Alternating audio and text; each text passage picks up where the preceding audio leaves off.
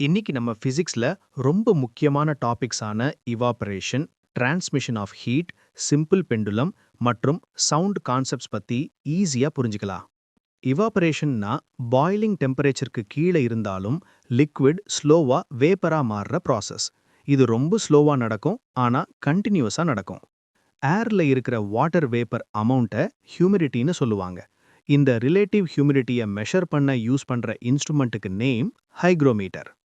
Temperature அதிகமா ஆகும்போது ஏர் ரொம்ப அதிகமா வாட்டர் வேப்பர் ஹோல்ட் பண்ணும். அதனால ரிலேட்டிவ் ஹியூமிடிட்டி டெம்பரேச்சர் இன்க்ரீஸ் ஆகும்போது இன்க்ரீஸ் ஆகும். ஹீட் ஒரு பிளேஸ்ல இருந்து இன்னொரு பிளேஸுக்கு மூவ் ஆகிறது தான் டிரான்ஸ்மிஷன் ஆஃப் ஹீட். சாலிட்ஸ்ல ஹீட் டிரான்ஸ்ஃபர் நடக்கிற மெயின் மெத்தட் கண்டக்ஷன். இங்க பார்ட்டிகல்ஸ் மூவ் ஆகாம அவங்க வைப்ரேஷன் மூலமா ஹீட் டிரான்ஸ்ஃபர் பண்ணும். லிக்விட்ஸ் மற்றும் கேஸஸ்ல ஹீட் டிரான்ஸ்ஃபர் நடக்கிறது கன்வெக்ஷன் மூலமா. ஹாட் ஏர் மேல போகும், கோல்ட் ஏர் கீழே வரும். அதனால ரூம்ஸ்ல டாப்ல வெண்டிலேட்டர் வச்சிருப்பாங்க. ஹாட் ஏர் ஈஸியா வெளியே போகும். சன்ல இருந்து எர்த்துக்கு ஹீட் வர்றது ரேடியேஷன் மூலமா. ரேடியேஷனுக்கு மீடியம் தேவையில்லை, ஸ்பேஸ்ல கூட ஹீட் டிராவல் பண்ணும்.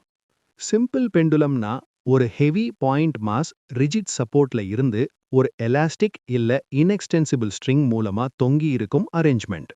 சிம்பிள் பெண்டுலமோட maximum time period 84.6 minutes. Simple பெண்டுலமோட டைம் பீரியட் பாபோட மாஸ், ஷேப், சைஸ் இதையெல்லாம் டிபெண்ட் ஆகாது. அதே மாதிரி ஆம்ப்ளிடியூட், அதாவது ஆசிலேஷன் சைஸ் மேல கூட டிபெண்ட் ஆகாது. பெண்டுலம் கிளாக் சம்மர்ல ஸ்லோவா போகும், விண்டர்ல ஃபாஸ்டா போகும். பெண்டுலம் ஒரு லிஃப்ட்ல சஸ்பெண்ட் பண்ணியிருந்தா லிஃப்ட் டிசெண்டிங் ஆக்சலரேஷனோட கீழே வரும்போது பெண்டுலமோட டைம் பீரியட் இன்க்ரீஸ் ஆகும். லிஃப்ட் அசெண்டிங் மேல போகும்போது டைம் பீரியட் டிக்ரீஸ் ஆகும். லிஃப்ட் ஃப்ரீ ஃபால்ல கிராவிட்டி மூலமா விழுந்தா பெண்டுலமோட டைம் பீரியட் இன்ஃபைனைட்டா ஆகிடும். ஏன்னா அந்த சிச்சுவேஷன்ல எஃபெக்டிவ் கிராவிட்டி 0 மாதிரி இருக்கும். சவுண்ட் ஸ்பீட் சாலிட்ஸ்ல மேக்சிமமா இருக்கும், கேஸஸ்ல மினிமமா இருக்கும். சவுண்ட் ஒரு மீடியம்ல இருந்து இன்னொரு மீடியம்க்கு போகும்போது ஸ்பீட் மற்றும் வேவ்லென்த் சேஞ்ச் ஆகும். ஆனா ஃப்ரீக்வன்சி எப்பவும் கான்ஸ்டன்டா தான் இருக்கும். சவுண்ட் ஸ்பீட் பிரஷர் இன்க்ரீஸ் ஆனாலும் டிக்ரீஸ் ஆனாலும் சேஞ்ச் ஆகாது. ஆனா டெம்பரேச்சர் இன்க்ரீஸ் ஆகும்போது ஸ்பீட் இன்க்ரீஸ் ஆகும். ஹியூமிட் ஏர்ல சவுண்ட் ஸ்பீட் ட்ரை ஏரை விட அதிகம். ஏன்னா ஹியூமிட் ஏர் டென்சிட்டி கம்மி இருக்கும். சவுண்ட் வேவ்ஸ் ரிஃப்ளெக்ட் ஆகி திரும்ப வரும்போது ரெப்பிட்டிஷன் ஆஃப் சவுண்ட் கேட்டா அதை எக்கோன்னு சொல்லுவாங்க. இன்டென்சிட்டினா ஒரு யூனிட் ஏரியால ஒரு யூனிட் டைம்ல பாஸ் ஆகிற சவுண்ட் எனர்ஜி அமௌண்ட். பிட்ச்னா ஃப்ரீக்வன்சி சென்சேஷன். ஃப்ரீக்வன்சி அதிகமா இருந்தா பிட்ச் ஹையா இருக்கும், ஃப்ரீக்வன்சி கம்மினா பிட்ச் லோவா இருக்கும். சோனார்னா சவுண்ட் நேவிகேஷன் அண்ட் ரேஞ்சிங். இது சீ டெப்த் மெஷர் பண்ண யூஸ் பண்ணுவாங்க. எனிமி சப்மரின்ஸ் லொகேட் பண்ண, ஷிப் ரெக்ஸ் கண்டுபிடிக்க கூட யூஸ் பண்ணுவாங்க.